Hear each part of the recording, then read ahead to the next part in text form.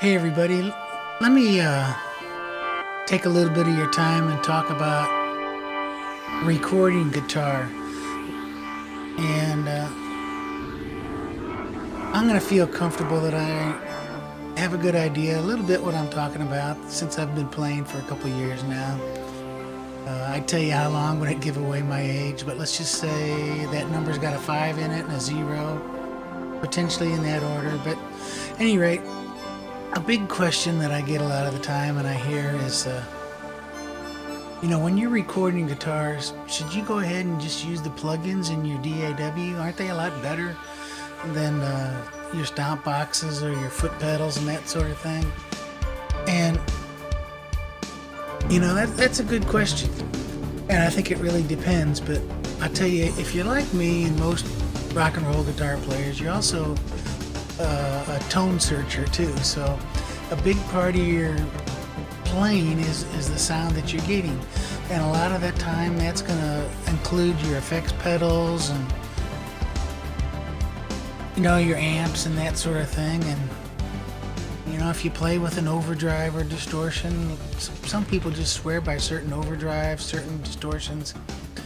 And another thing that I also believe in very strongly is like and you hear this all over the internet, other audio YouTubers say the same thing, get it right at the source. And so I think guitar specifically, more so than a lot of other instruments, we just go ahead and record everything right at the source. So when you're playing guitar, it sounds just like the guitar player or what you want right at the beginning. And I might caution you if you're using some delay or some reverb and such to make sure that you're just not drowning in the effects, because as you know, once you record it with those effects, they're on there and you can't get rid of them. And I think there's a couple of rare instances where you might want to go ahead and use the effects later that are in your DAW. I don't have a guitar pedal that will give me a 25-second reverb wash, and sometimes you might want something like that. Also, if you have, say, like a time-based tempo delay that you want to do and you can't get that live with your guitar pedal, then yes, go ahead and add that on a little bit afterwards. And the other thing I think too is when you're performing with the effects, it's like giving a vocalist some reverb while they're practicing or singing their tracks. It helps reinforce them. And now I wouldn't necessarily recommend printing the reverb at the same time recording the reverb, but it's very common to give a vocalist some reverb to listen to in their cans while they're recording, because it supports their vocals. It's like why singing in the bathroom sounds so good, because you've got that reverb that helps support everything. So on my soapbox,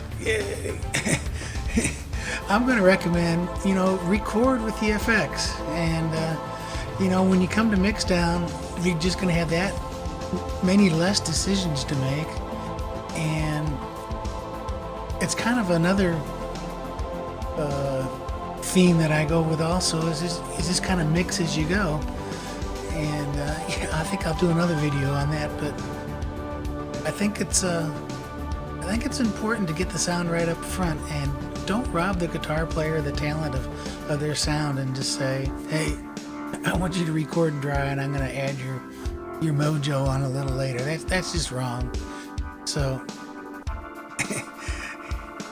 oh, I love my soapbox, and I really appreciate you guys lending me an ear. So I really appreciate you watching. That's all I got to say on it. And remember to subscribe. I really appreciate everything. Take care, guys. We'll talk to you later.